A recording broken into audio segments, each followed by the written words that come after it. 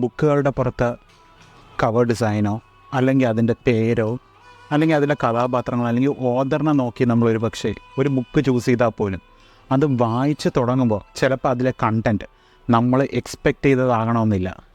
ഇതേപോലെ തന്നെയാണ് നമ്മൾ ആൾക്കാരുടെ കാര്യം എടുത്ത് നോക്കിയാലും ചില റിലേഷൻഷിപ്പ് ചിലപ്പോൾ നമ്മൾ ആൾക്കാരുടെ ആറ്റിറ്റ്യൂഡ്, അവരുടെ ഡ്രസ്സിങ്, അവരുടെ ലുക്ക്, മേക്കപ്പ് ഫോർ ഫാക്ട് അത് നോക്കി ആൾക്കാരെ ചൂസ് ചെയ്താൽ നമുക്ക് പറ്റുന്നത് ഇതേ സിറ്റുവേഷൻ തന്നെയായിരിക്കും.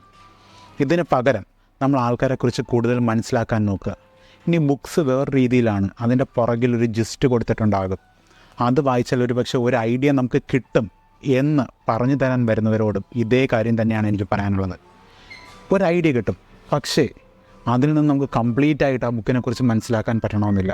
ആൾക്കാരും അതേപോലെ തന്നെയാണ്. നമ്മൾ എത്രത്തോളം മനസ്സിലാക്കാൻ പറ്റുമോ അത് ശ്രമിക്കുക, അല്ലാതെ വേറെ വഴിയില്ല.